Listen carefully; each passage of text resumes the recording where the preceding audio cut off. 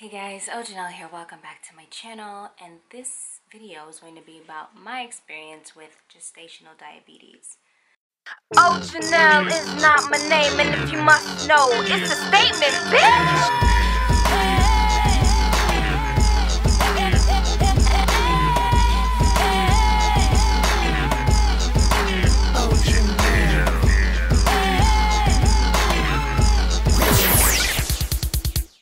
Now, in no way, shape, or form is this video going to tell you how to manage your glucose numbers, because I was struggling with mine, but this is just my experience.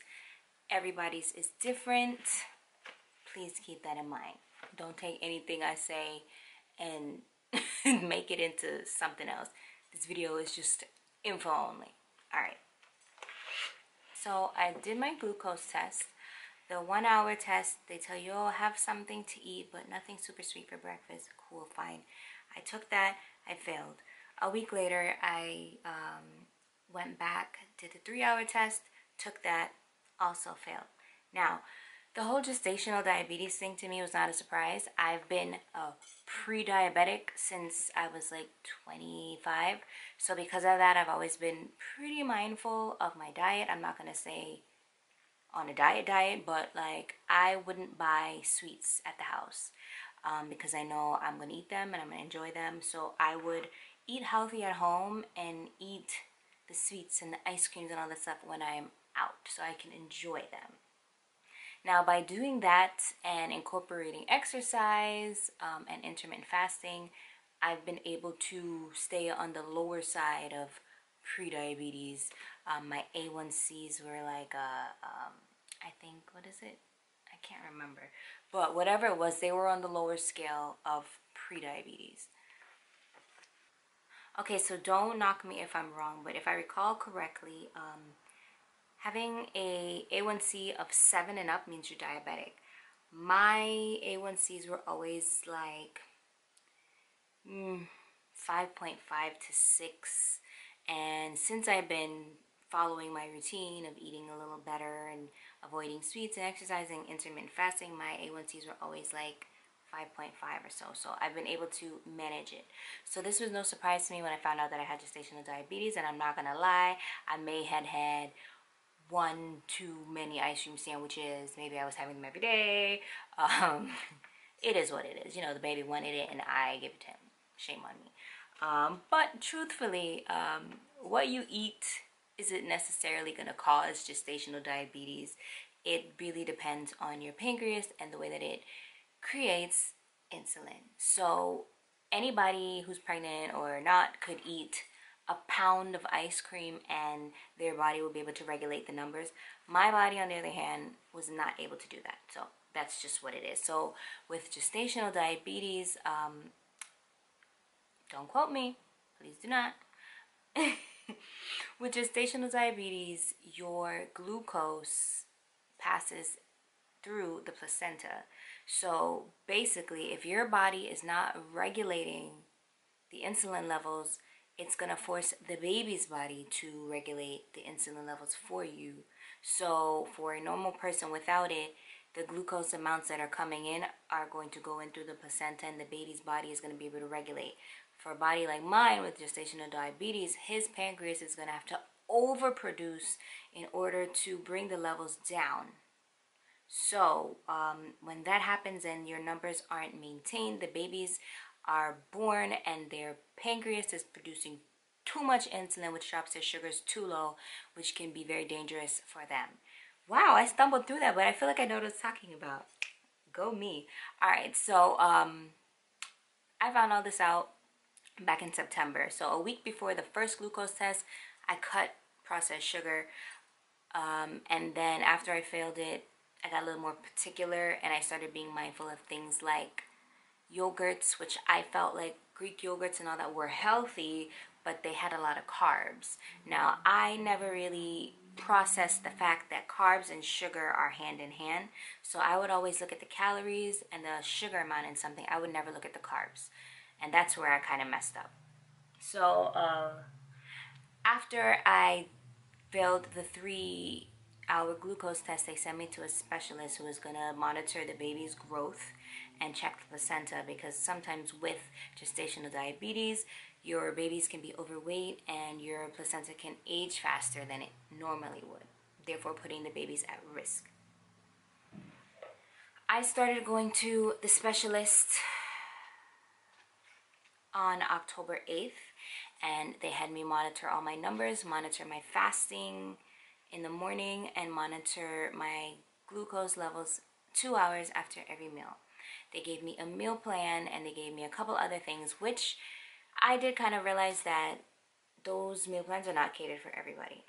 So here I have this book. This is actually my book from berootedco.com, and it said Trust the Journey, and my whole goal was to manage the diabetes through diet and not have to take insulin. And I wrote right here, I will not be a diabetic, because if you have gestational diabetes, you're likely to get type 2 later on. We're not going to do that. I will have a healthy baby. I will have a healthy diet. So I wrote myself my positive affirmations.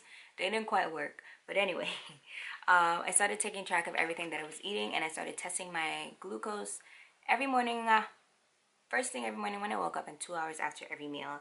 And the numbers were all over the place. Stop calling me. The numbers were all over the place. So within that first week or so, I kind of would be like, okay, well, the chart said I could have oatmeal, but the oatmeal had my numbers high. The chart said I could have a teaspoon of honey, but the honey made my sugar numbers high. So I would skip the honey, and it was all like a trial and error type of thing to figure out, okay, what's going to work for me. Now, throughout the whole thing, like, it got really difficult, because I was having like 5 grapes as a snack, or peanut butter and celery, or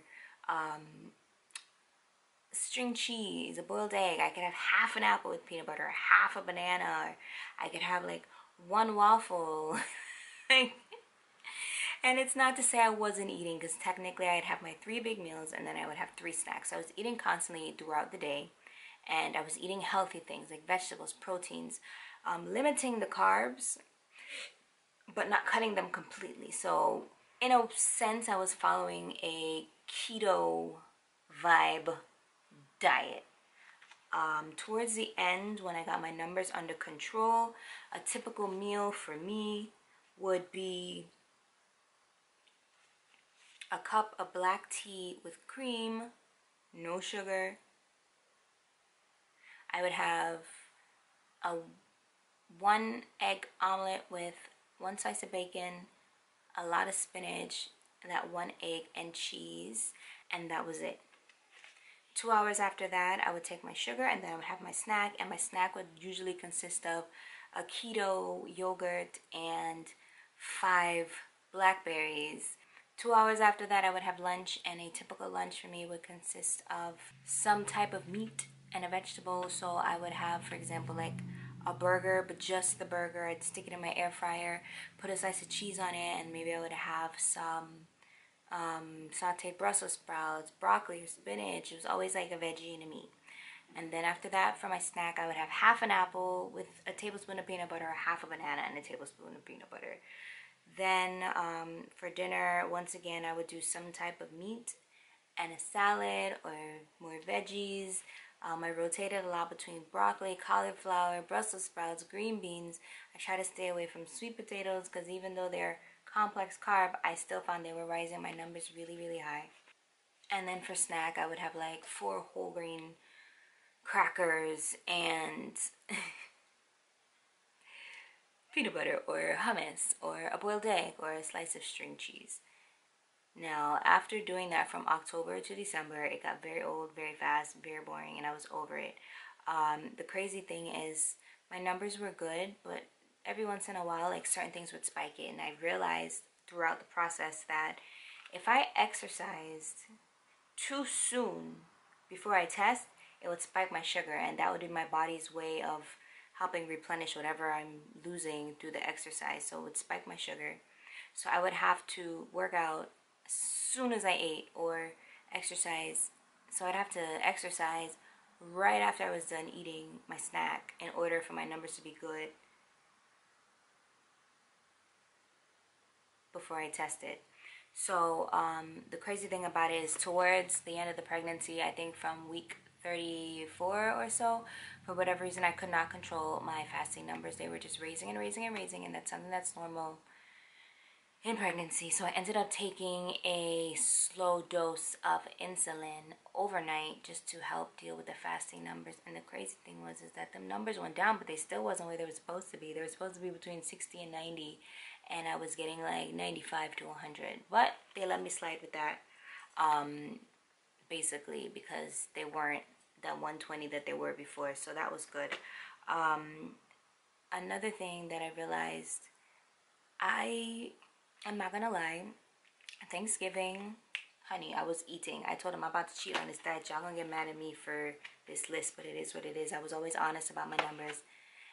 And yeah, Thanksgiving I turned up a little bit. And like I said, everybody's bodies are different. And Thanksgiving I pigged out, and somehow or the other my numbers were still good. So it dawned on me, like, maybe my body is reacting differently because I've been avoiding all types of sugar. Maybe if I just have a piece of something, I'd be fine. So one night in particular, I cut my pre-dinner snack, which normally would have been the fruit and peanut butter, and I had a brownie. And somehow or the other, after that brownie, my numbers were good. So I'm not gonna lie, I'm gonna be honest. I started having like a piece of brownie every day, or a sugar cookie, just one, or a piece of patty pie, just a sliver. And by me adding that into my diet, that little bit of sugar, that little treat, my nighttime numbers were lower and my fasting numbers were better. I don't understand, but I think for my body, I needed a balance and I wasn't getting that. So then I would just start to be more mindful, but be careful of what I was eating and adding in the different things to kind of help have a full balanced meal to make sure I was getting the carbs I needed, getting the sugars I needed, getting everything I needed. Now, that might not work for you. You might have that brownie and your numbers might skyrocket. Don't say that I told you to do that. That's just what worked for me. So, as annoying as all of it was, and having to go everywhere with, a blood sugar monitor and take all these tests and stick my fingers until they calloused, it worked out in my favor. I had a perfectly healthy baby boy. He had no sugar issues, and because of the diet, I only gained 18 pounds in my pregnancy. And honey, I'm already back to post baby body. I am today 6 weeks postpartum, and I was back down to my pre-baby weight like a week after. No stretch marks, no like crazy flabbiness. Like, the only thing that's going on with me is I'm a little jiggly and I have some discoloration, but thank you for that diet, because if I kept on eating them ice cream sandwiches like that, I don't know what the world would have been like. Okay, anyway guys, that was my experience with it. It was quite miserable. I hated it. I will continue to be mindful because I do not want to have to stick myself every day. That stuff is not fun at all. If you have gestational diabetes, let me know down below some things that worked for you that it should not have, like them cookies and brownies. But I'm just curious to know, like, how did it end up for you? Did your babies come out okay? My baby was born 7 pounds 6 ounces. He was not huge at all. Like, they try to make it sound like he was going to be, but hey, to each their own. Anyway guys, I want to thank you guys so much for tuning into this video. Stay safe out there. If you have GD, keep the hope alive. Like, it's not the end of the world, baby. You'll be okay. I'm not gonna say I didn't cry about it. I sure did. I was very upset about it because I felt like my body was failing me. Like, but no, it's not your fault. It's nothing you ate. It's not because you didn't exercise. It's just your pancreas can't keep up, and that's fine. Get the medication you need. Do what you have to do. Take care of yourself. Stick to your diet to the best of your ability, and that's all I got. Alright guys, thank you guys so much for watching, and I'll see you in my next video.